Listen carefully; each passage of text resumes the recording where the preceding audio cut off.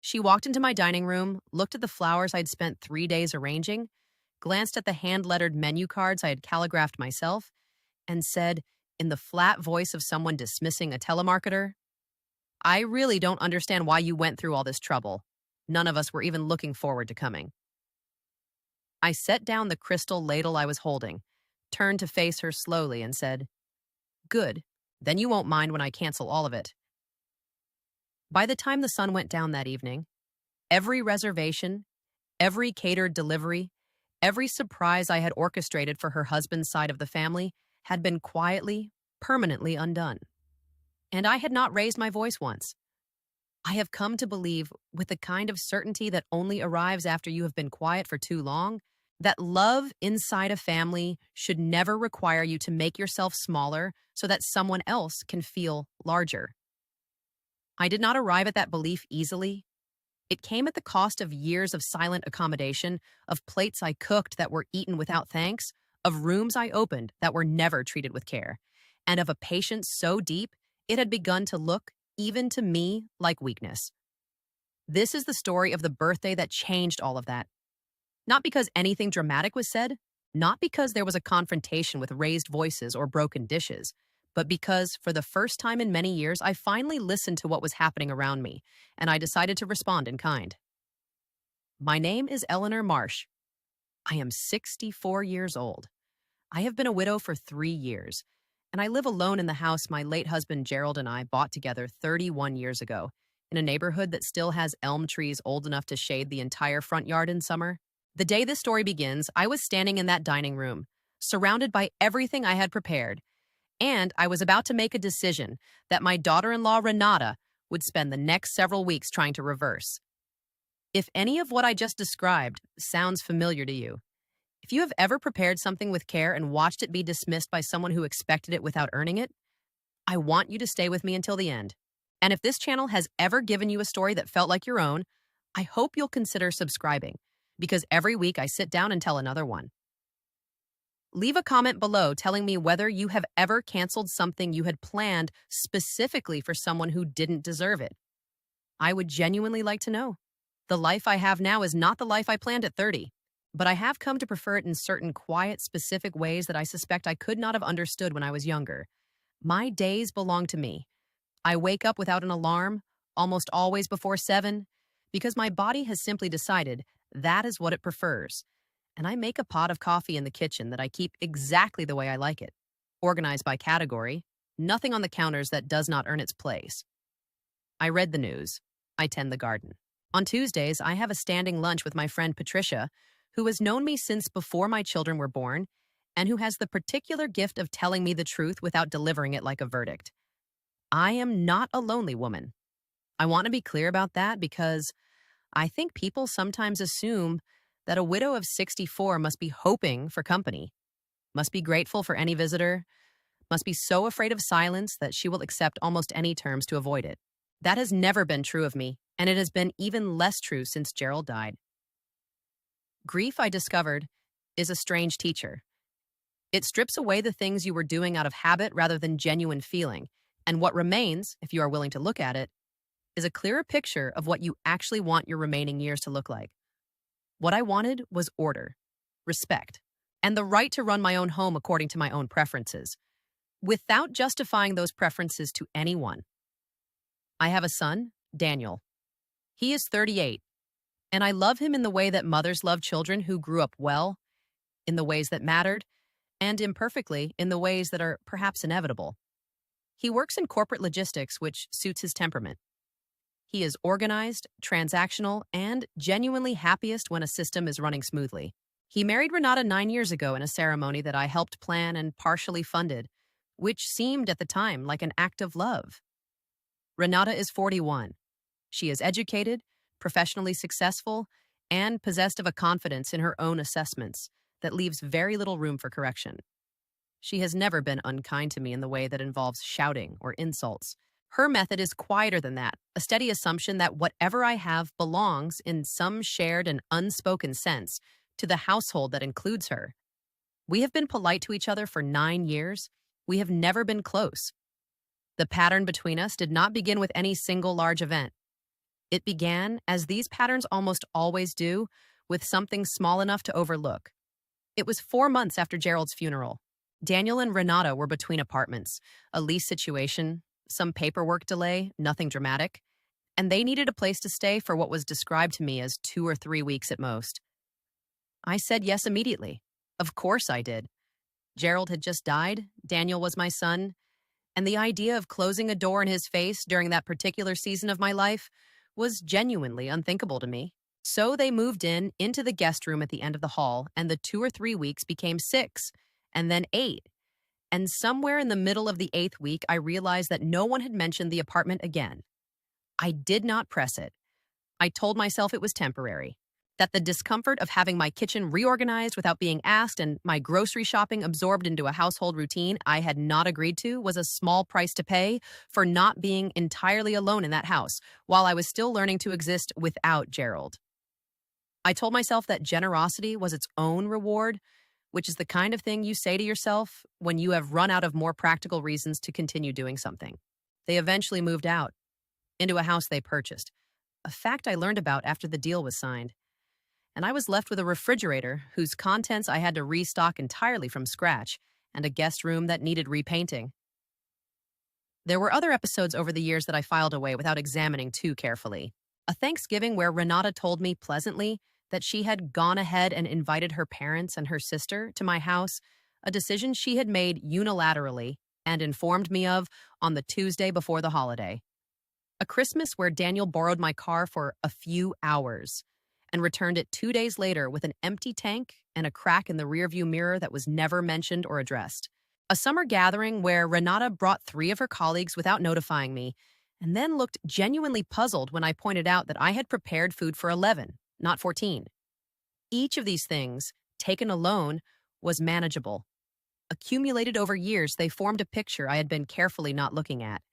What changed was specific and structural rather than emotional. In February of this year, I finished paying off the mortgage on this house. The final payment was a number I had been tracking for 11 years. And when I made it, I sat down at my kitchen table with my coffee, and I felt something I can only describe as the lifting of a pressure I had been so accustomed to that I had stopped noticing it was there. The house was mine in a way it had not been since we bought it. No bank had any claim on it. No obligation attached to it except the ones I chose. And for the first time in a very long time, I allowed myself to think carefully about which of my obligations I was choosing and which I had simply never examined. It was around that same time that I began planning the birthday celebration. Daniel was turning 39 in April, and I had decided, genuinely without any external pressure, that I wanted to do something significant. Not a small dinner. Something with genuine effort behind it. A catered meal from the restaurant he had loved since college. A private room reserved at his favorite venue for the dessert portion of the evening. A string quartet I had hired for the cocktail hour. I had also arranged privately for Renata's parents and her sister Clara, who lived 4 hours away and rarely made the trip, to be flown in as a surprise. The flights, the hotel, all of it were on my card and had been planned for 2 months. I had said nothing to Renata about any of it, because I wanted the arrival of her family to be the kind of surprise that demonstrates to someone exactly how much thought you have put into their happiness. In the 2 weeks leading up to the party, I was in my element. I do not say this with vanity. I say it because it is simply accurate. I am a person who plans well. I communicate with vendors clearly. I follow up. I confirm details. And I keep records. The dining room in my house, where the dinner's first course would be served before we moved to the venue, was arranged with the care I would give to something I expected to be remembered. I made the centerpieces myself. I calligraphed the menu cards by hand because I enjoy the meditative quality of the work. I confirmed with the caterer on Thursday, confirmed with the venue on Friday, and called Clara on Saturday morning to make sure the flight logistics were still on schedule. Everything was proceeding exactly as I had designed it. Renata arrived at my house at 4:15 on the afternoon of the party. The guests were expected at 6. I was in the kitchen managing the timeline for the first course when I heard the front door open. She had a key, which was a provision I had made during Gerald's illness and never formally revoked. And her heels on the entry tile, and then her voice calling, "Eleanor?" in the tone she uses when she is about to say something that she has already decided is reasonable. I came to the dining room doorway. She was standing at the head of the table, looking at the centerpieces with an expression that I recognized after years of practice. Not contempt exactly, but the particular quality of assessment that precedes dismissal. "You went to a lot of trouble," she said. "I did," I said. She set her handbag on one of the chairs. Not her chair, the chair nearest the centerpiece. And then she said the thing that I described to you at the beginning of this story, word for word. "I really don't understand why you went through all this trouble. None of us were even looking forward to coming." And then she glanced at me and added, as if this were a softener rather than an additional blow, "I mean, I know you enjoy this sort of thing, but it does feel like a lot for something that's really just a family obligation." I held the crystal ladle I had been carrying from the kitchen. I looked at her. There was a particular quality of clarity that arrived in that moment, not anger, though anger would have been entirely appropriate, but something colder and more useful, the clarity of finally paying attention.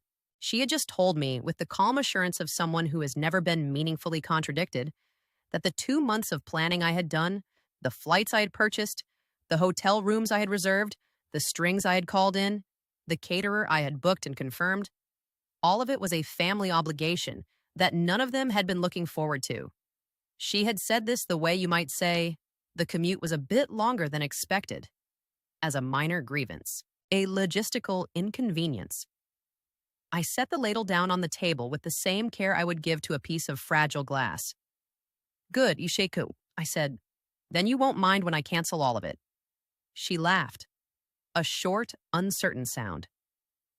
"Eleanor, the guests arrive in less than 2 hours." "I'm aware," I said. "You should go ahead and let Daniel know the venue will not be available this evening." I turned and went back to the kitchen, picked up my phone, and began making calls. What had happened in that dining room was not a loss of temper. I want to be precise about this because I think there is a tendency to read a decisive reaction as an emotional one, and that reading misses the point entirely. What happened was that I arrived, in the space of approximately 30 seconds, at a conclusion I had been building toward for years without quite completing the thought. The conclusion was this: I had been operating in my relationship with Renata, and to a lesser degree with Daniel, under a set of assumptions that they did not share. I had assumed that generosity was recognized as generosity. I had assumed that effort was visible to the people who benefited from it. I had assumed that a family member who was handed something valuable understood at some level that it had value. What Renata had just told me, clearly and without apparent awareness of what she was communicating, was that none of those assumptions were correct. What she experienced was not my generosity. What she experienced was a service she had not requested and therefore felt no particular gratitude for receiving. This is a specific dynamic that therapists who work with family systems have named with some precision. It is sometimes called entitlement displacement, the process by which repeated generosity becomes, in the mind of the recipient, not a gift, but a baseline. Once a baseline is established, the removal of that baseline is experienced not as a neutral event, but as a deprivation, an act of hostility, a withdrawal of something owed. She had not been looking forward to the party, at least that part I believe was honest to you guys, because she had never understood it as something she was receiving. She understood it as something she was being subjected to. Her complaint was the complaint of someone who finds a recurring bill tedious. I want to pause here and say something directly to anyone listening who owns a home, or savings, or any asset that a family member has begun to treat as a shared resource without your explicit agreement. The law in virtually every jurisdiction is explicit on this point. Ownership means authority. A home that carries your name and your name alone on the deed is not a family property simply because your family has used it. A bank account in your name is not a communal fund because contributions have been made from it in the past. The right to decide who enters your property, under what conditions, and for what purposes belongs entirely to you, and no family relationship, however close, however long-standing, transfers that right without your specific and ongoing consent. This is not a technicality. It is the legal structure that underlies the most basic form of personal autonomy, the right to control the space in which you live. I had forgotten this, or perhaps I had simply set it aside so many times that it had begun to feel theoretical. After Renata's comment, it stopped feeling theoretical. The phone calls I made that afternoon were methodical and brief. I called the venue first. I had a conversation with the manager I had been working with, a professional and entirely cooperative woman named Sandra, who processed the cancellation and confirmed that my deposit would be retained as per the contract, which I had read carefully when I signed it and which I considered, under the circumstances, a fair exchange for the relief the cancellation provided. I called the caterer next. The food that had already been prepared for my dining room first course, I told them to donate to the shelter they partnered with, which they did routinely for exactly this kind of situation, and for which they thanked me. I called the string quartet. I called the hotel where Renata's family was currently checked in. That last call was the most complex, and I made it last because it required the most careful handling. Clara answered when I called her cell phone directly. She sounded cheerful. She had arrived 2 hours before, was pleased with the room, was looking forward to surprising her sister. I told her in the most straightforward terms I could manage that there had been a change of plans on our end, that the evening's event would not be taking place as arranged, and that I wanted to ensure that she and her family had everything they needed for a comfortable evening regardless. I told her that her hotel was paid through the following morning and that dinner was on me. She could order whatever she liked from room service, and I would settle it. I also told her, and I chose my words carefully here, that I hoped she would have a chance to connect with Renata on her own terms, independent of any arrangements I had made. Clara was quiet for a moment. Then she said, "Did something happen, Eleanor?" "Nothing dramatic," I said. "I just realized that some things I had prepared were not needed." By the time Daniel arrived at my house, he came alone at 5:30, looking as though he had received a message from Renata that he was still processing. I was in the garden with a glass of water, having changed out of my party clothes into something comfortable, deadheading the roses at the far end of the bed. The dining room had been quietly cleared. The menu cards were in the recycling bin. The centerpieces I had moved to my own bedroom because I had made them and I still found them beautiful. He stood at the garden gate for a moment before he came through it. "Mom," he said. "Hello, Daniel," I said. "Renata called me. She said you canceled everything." "That's correct." He came and stood near the roses. He has Gerald's quality of looking at his hands when he is working through something he doesn't want to say directly. "She's upset," he said. "I imagine she is," and I said, "She was counting on the evening." "She's been upset all afternoon. She's saying you overreacted." I clipped a spent bloom from the nearest branch and set it in the basket. "What do you think, Daniel?" He was quiet. This is one of his more honest qualities. When he does not know what to say, he does not fill the silence with something dishonest. He thought about it for a genuinely visible length of time. "I think," he said slowly, "that she shouldn't have said that to you." "She shouldn't have," and I agreed. "And I think you may want to examine, when you have time, what it suggests about the way the two of you have been thinking about what I do for your family. Not tonight, but at some point." He nodded. He looked, in that moment, genuinely younger than 38. The particular expression of someone who has been privately aware of a problem they have been hoping would resolve on its own. "What about Clara?" he said. "And her parents?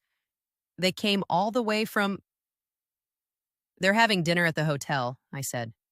"Comfortably, on my card." He looked at me for a moment. "You're not angry," he said. "No," I said. "I'm not." He came and sat on the garden bench. Neither of us spoke for a while. The garden was very quiet, the good kind of quiet, the evening kind, with the light going long and the birds finishing for the day. "This changes some things," I said eventually, still looking at the roses. "What things?" he said. "I'll let you know as I work through them," I said. That was all I said, and that was enough. The following morning, I woke up at the usual time, made coffee, and sat down with my banking application open on the kitchen table. What I found, reviewing the last 3 months of statements with the kind of attention I had not given them in some time, was not a surprise exactly, behekers. But it was clarifying. There's a secondary card on my account that I had added to Daniel and Renata's names 2 years ago during a period when Daniel had been between jobs for a month, and the request had seemed reasonable. The month of temporary assistance had extended, as certain temporary things do, without anyone formally revisiting the terms. The card was still active. It had been used 11 times in the previous 90 days. The charges included 2 charges at a wine merchant I recognized, a spa booking, a subscription renewal for a streaming service neither I nor Gerald had ever held, and 3 charges at a home goods store that I had not been in since before the pandemic. The total across 90 days was not small. I sat with this for a few minutes. Then I called my bank. The conversation was brief and transactional, the kind of conversation that banks are, in my experience, quite good at when you are the primary account holder requesting a change. The card associated with Daniel and Renata's names was deactivated. I had a new primary card issued to me with a different number. I changed the online banking password and the security questions. I set up account alerts for any transaction over $50, which is a feature I should have activated years earlier. The whole process took less than 20 minutes and felt from beginning to end like the administrative equivalent of closing a window that had been left open to the weather. I did not call Daniel to tell him. I knew he would find out when the card declined at whatever point they next used it, and I preferred that the discovery happen organically rather than be announced as a confrontation. This was not passive aggression. I want to be clear about the distinction because it matters. Passive aggression is the withholding of information as a form of punishment designed to produce a specific emotional reaction. What I was doing was simply adjusting the conditions of my own financial life to reflect my actual decisions without staging the adjustment as a performance. The car situation resolved itself the following week in a way I had not anticipated, but found entirely appropriate. My car, a 4-year-old sedan that I maintain carefully and drive moderately, had been borrowed by Renata on Wednesday morning to run some errands. Ay kuhan, she said, which is a phrase I have noticed she uses when the errands in question are not ones she expects me to ask about. I had said yes to this arrangement perhaps a dozen times over the previous year, always with the understanding that the car would be returned the same day. On Wednesday, it was not returned by evening. On Thursday morning, I called to ask when I should expect it. Renata said she had a few more things to handle and would definitely have it back by afternoon. By Thursday evening, the car was still not in my driveway. I called a locksmith. Not to do anything to the car, it was not on my property, and I was not going to do anything dramatic about it, but to change the locks on my house, which I had been intending to do since the question of Renata's key had entered my mind 2 weeks earlier. The locksmith came on Friday morning and changed every exterior lock while I had coffee on the porch and watched him work. When he was finished, I had 3 new keys. One for myself, one that I put in my own lockbox, and one that I gave to Patricia, my friend, with a note explaining that she was the only person other than myself who had access to the house as of that date. When Renata returned the car on Friday afternoon, with less than a quarter tank of gas, a habit I had observed before and elected not to address previously, she reached into her bag for the key to the front door and stood at my door for almost a full minute before she knocked. I answered. "My key isn't working," she said. "I had the locks changed this morning," I said. She looked at me. "Why?" "I realized I had given out more copies than I could account for," I said. "It seemed like a reasonable time to start fresh." She held the key out to me as though I'd asked for it. I took it, thanked her, and asked whether she had enjoyed the errand she had needed the car for. She said she had. I thanked her for returning it. Then I closed the door. The phone call came 2 days later. It was not from Daniel, which surprised me slightly.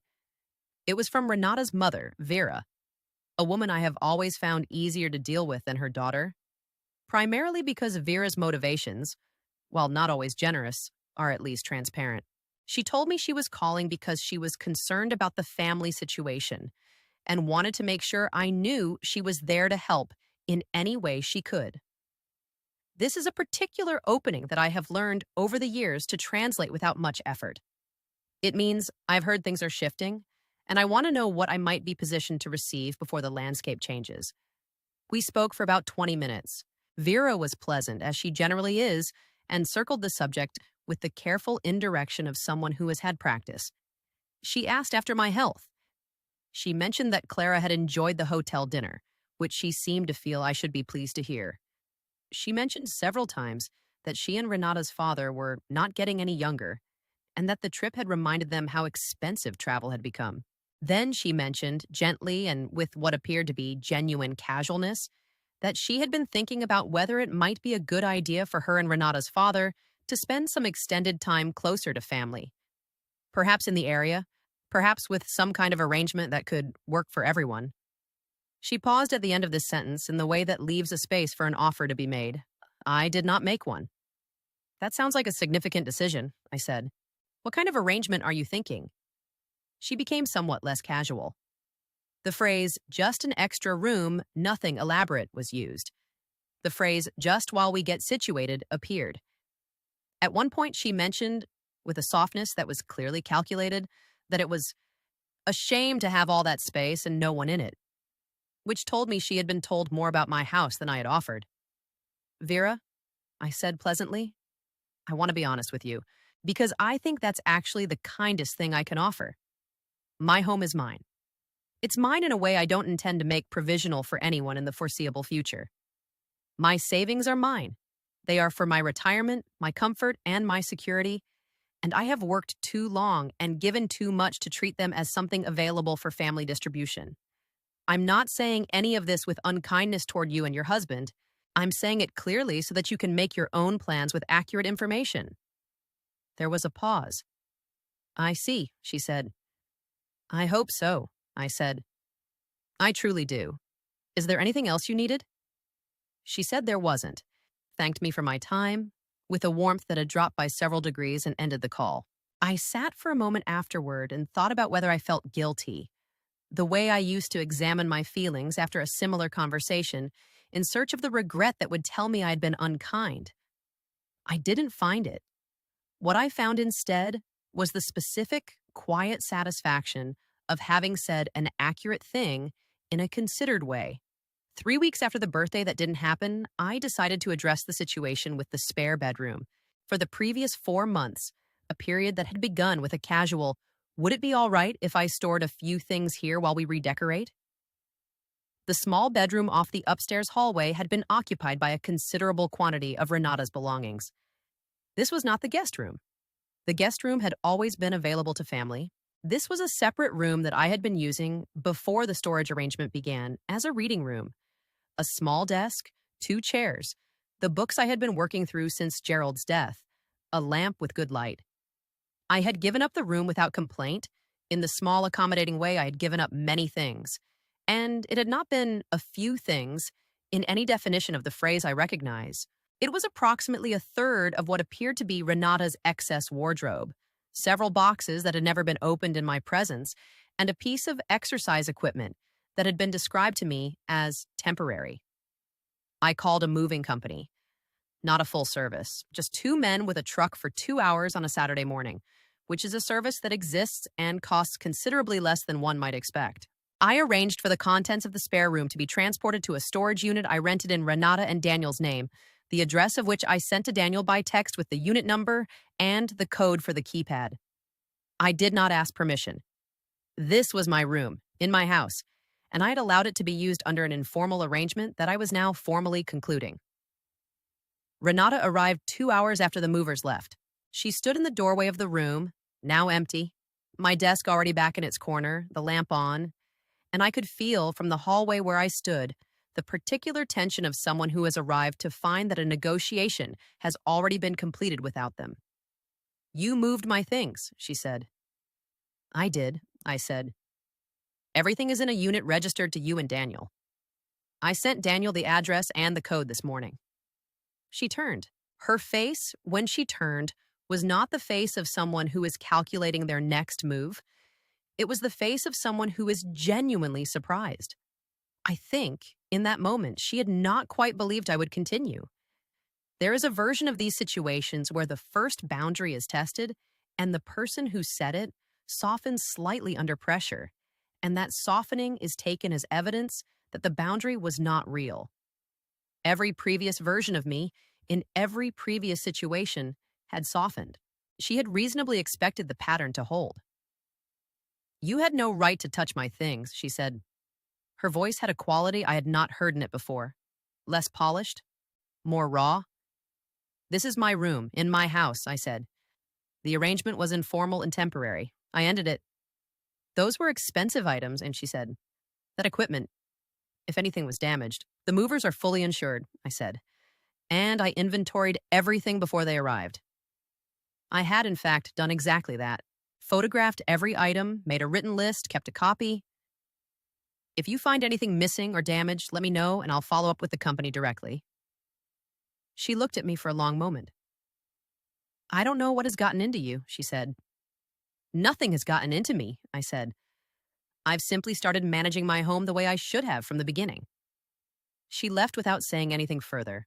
I heard the front door close, not slam, but close with the particular firmness of someone demonstrating control. And then I heard her car in the driveway, and then I didn't hear anything at all. 2 days later, Daniel called me. The call came in the evening, at a time he doesn't usually reach out, and the sound of his voice in the first few seconds told me he was speaking from outside, away from the house, probably from his car. He had started doing that and calling me from the car in the past few weeks, which I understood to mean that the conversations had become ones he preferred to have privately. She's talking about going to stay with her sister, he said.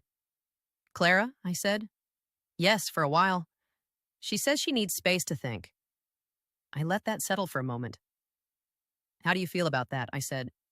He was quiet then. I don't know. I think maybe it's good. For both of us. Another pause. Mom, can I ask you something? Of course. When did this start? All of this. When did it start feeling this way to you? I thought about how to answer that honestly without making the answer about him in a way that wasn't useful. I think it started a long time ago, and I said, and I think I didn't pay attention because paying attention meant making decisions I wasn't ready to make. I'm readier now. Are you angry at me? He said. Not angry, I said. Thoughtful. I think you allowed certain things to happen because it was easier than examining them.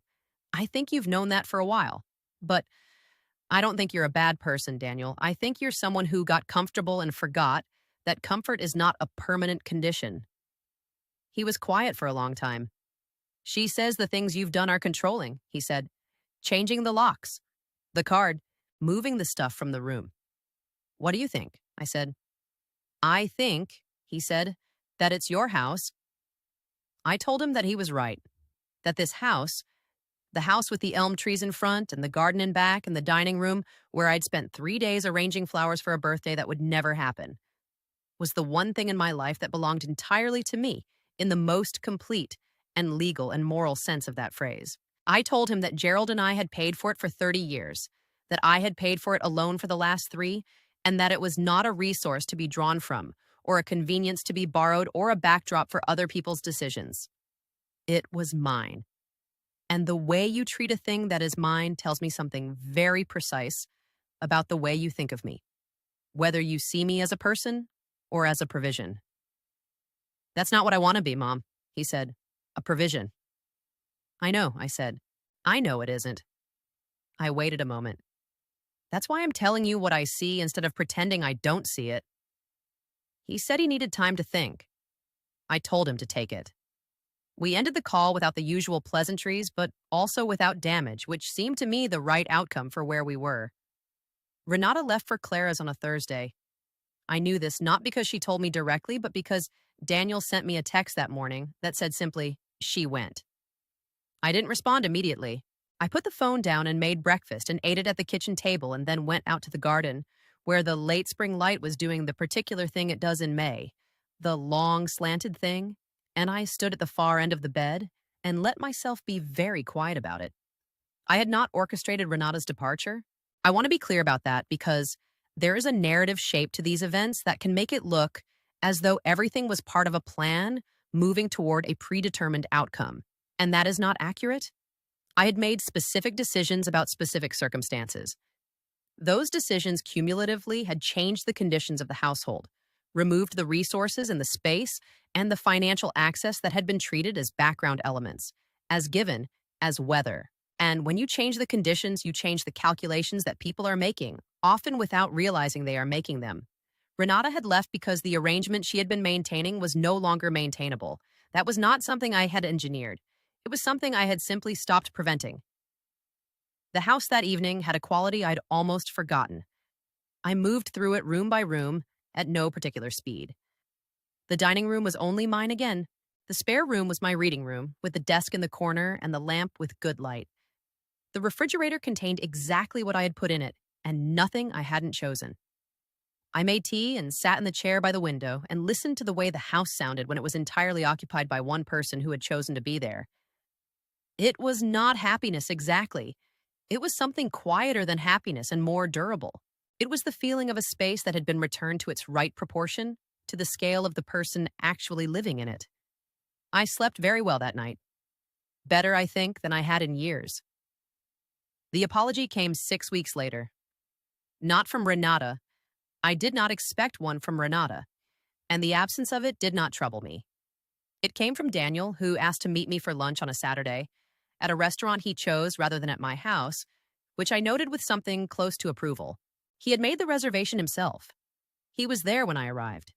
He looked, when I sat down across from him, like someone who had been doing a specific kind of work, the interior, effortful kind, and who was not quite finished with it but was at a point where he could speak honestly about where he was. We ordered. We talked about other things for a while. The kind of things that families talk about when they are finding their way back to each other from a distance. His work, some news about a neighborhood I used to know well, a book I had mentioned months ago that he had apparently read. Then he said, "I owe you an apology, Mom, and I want to give you a real one, which means I'm going to say the specific things I'm apologizing for, rather than just the general thing." I set down my fork. He was specific, which I had asked for without asking. He named the Thanksgiving his mother-in-law had not been invited to decide. He named the Christmas with the car. He named the card and the room and the birthday.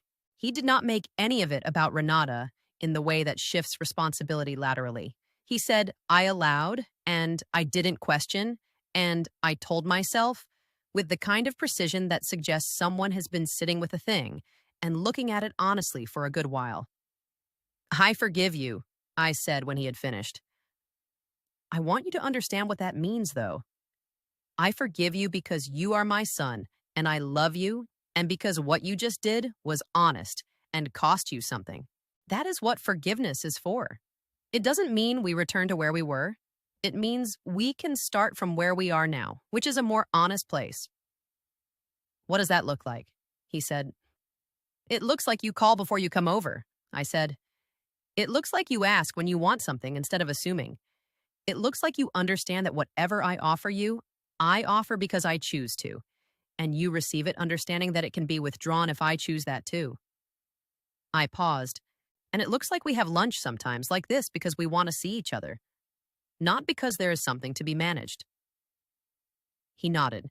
He looked again somewhat younger than 38, but in a less troubled way than before. "That seems reasonable," he said. "It is reasonable," I said. "It should always have been." I did give him a deadline some weeks before that lunch that I want to account for here because it matters to the full picture.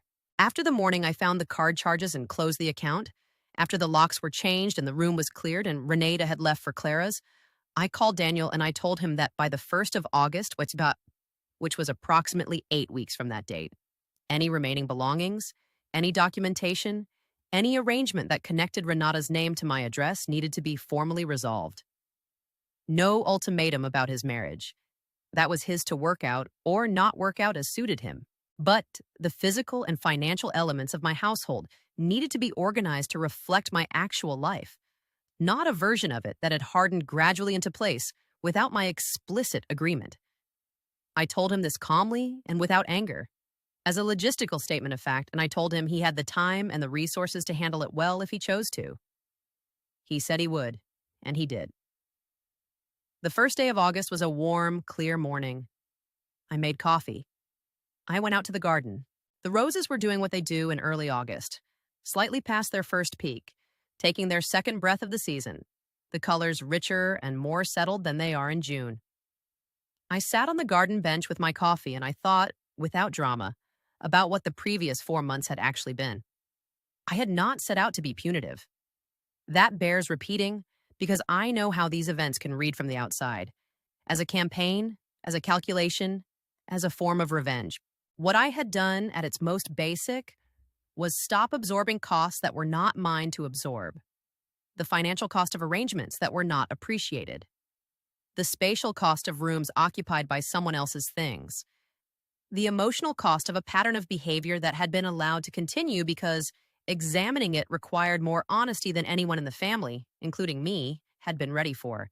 I had stopped absorbing these costs not out of anger, but out of the specific clarity that comes when you pay off a mortgage and sit at your kitchen table and ask yourself for the first time in a very long time what exactly your life is organized around. It was organized, I had discovered, around other people's assumptions. And I was 64 years old, with a house I owned outright, and savings I had accumulated through decades of careful management, and I could see no reasonable justification for continuing that organization. My son and I have lunch now, roughly once a month. He calls first. He asks sometimes to come by the house, and I say yes, or I say I'm busy this weekend, and both of those answers are received without drama. He and Renata are working things out. Slowly, I think, and with some difficulty, and with the kind of external help that suggests they are both, finally, taking it seriously. I have not spoken to Renata directly since the day she stood in the doorway of my reading room and discovered that I had meant what I said. I expect eventually I will. I am in no hurry. The reading room is exactly as I like it. The desk is in the corner, the lamp has good light. I am currently reading a book Patricia recommended, and I have already ordered the one after it. The garden is in its second bloom. The dining room has fresh flowers. I put them there myself last Tuesday, for no reason other than that I had the time and the inclination, and it is my house and my table and my particular pleasure. There is something I understand now that I did not understand clearly before all of this, or rather that I understood intellectually without having actually tested it in the conditions of my own life. The understanding is this: saying no to someone who loves you or who claims to love you is not an act of withholding love. It is an act of clarification. It tells the person who receives the no something precise and necessary, that you are real, that you have limits, that you are a person and not a resource. The families and relationships that can survive that clarification are the ones built on something genuine. The ones that cannot survive it were built at some essential level on the availability of what you had been providing, not on the actual person you are. I am, at 64, the actual person I am. I take up the space I take up. I own what I own. I love who I love, deliberately and in full knowledge that my love is a choice I make each day, not an obligation I discharge. And the people in my life who understand that, who offer me their own presence in the same spirit, as a choice freely made, something given rather than owed, are the people with whom I intend to spend whatever years I have left. That seems to me like the only arrangement worth having. If you are someone who has been giving from a place of quiet, if you are someone whose generosity has been slowly reclassified by the people receiving it as a permanent entitlement, I want you to hear this. You are allowed to reclaim what is yours. You do not have to do it dramatically. You do not have to shout or threaten or burn anything down. You can do it slowly, methodically, and with the dignified calm of someone who has simply decided to stop subsidizing other people's comfort at the expense of their own.